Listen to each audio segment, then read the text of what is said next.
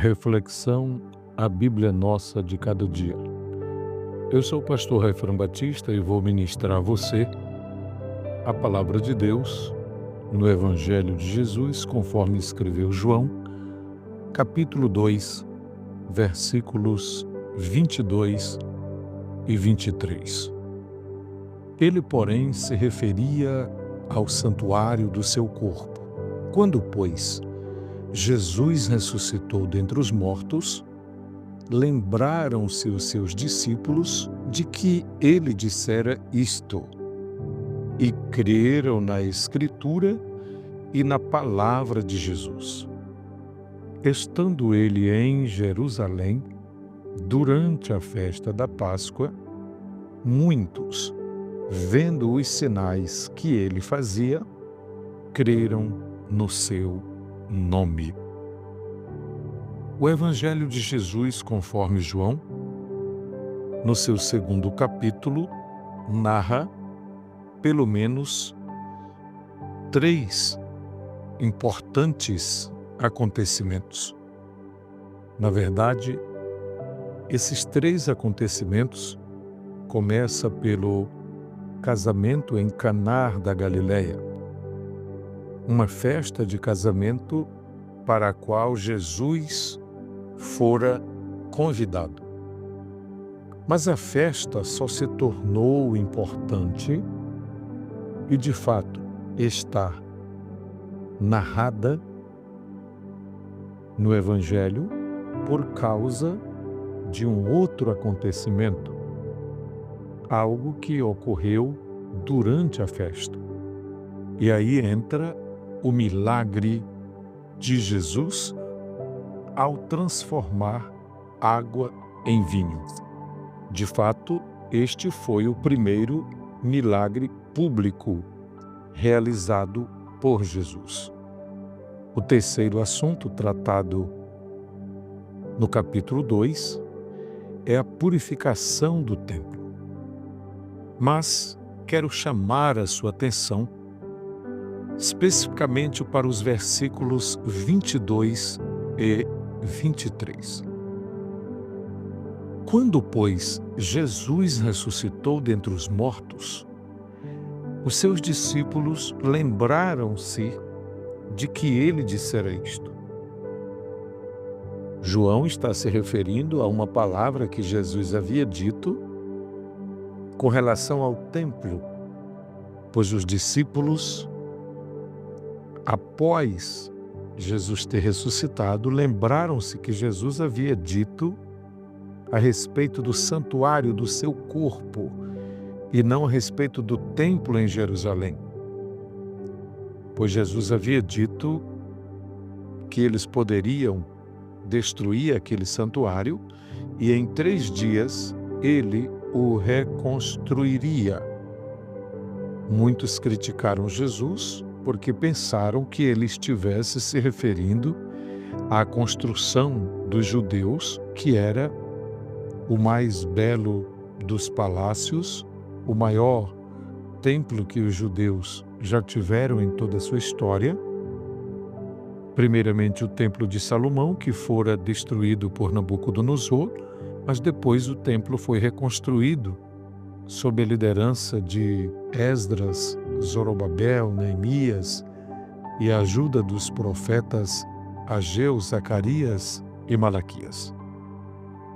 A reforma deste templo, pouco tempo antes do nascimento de Jesus, havia durado 46 anos. Mas o interessante aqui, que eu gostaria de chamar a sua atenção mais uma vez, é para o que está no final do versículo 22. E creram na Escritura e na palavra de Jesus. Primeiro, creram na Escritura. Segundo, creram na palavra de Jesus. E por causa dos sinais, conforme João está relatando no versículo 23, muitos creram no seu nome. Perceba, creram na Escritura, creram na palavra de Jesus, creram no seu nome. Há um relacionamento muito grande entre a Escritura e a palavra de Jesus. Jesus se referiu às Escrituras do Antigo Testamento, a Tanakh dos judeus, como palavra de Deus. E agora, João está nos informando neste capítulo, especialmente no versículo 22, que após a ressurreição de Jesus, os discípulos creram não somente na Escritura, mas também na palavra de Jesus. É que entre a Escritura e a palavra de Jesus não pode haver contradição, não pode haver contrariedade, não pode haver erro, porque Jesus é a palavra encarnada. Jesus é a palavra em pessoa. Uma pessoa não pode dizer que é crente em Jesus e ao mesmo tempo dizer que não acredita nas Escrituras. Uma pessoa não pode dizer que acredita nas Escrituras, mas não crê em Jesus. Alguém não pode, por exemplo, afirmar que acredita na existência física, a existência histórica do Senhor Jesus, mas não acredita nos Evangelhos. Seria de fato uma contradição. Mas o interessante é que o apóstolo João quer chamar a atenção dos seus leitores para algo que ele vai revelar mais na frente, inclusive no final deste evangelho que tem o seu nome, depois nas epístolas e posteriormente no livro de Apocalipse. Pois, na grande revelação de Jesus Cristo, quando ele se revela ao mundo no seu retorno glorioso, tem um nome escrito em sua coxa, Rei dos Reis e Senhor dos Senhores. E naquele dia o nome de Jesus, o nome pelo qual se chama é a Palavra de Deus. O mundo conhecerá Jesus como a Palavra de Deus. E aqui eu quero mostrar a necessidade de alguém ter coerência na sua fé, na sua crença.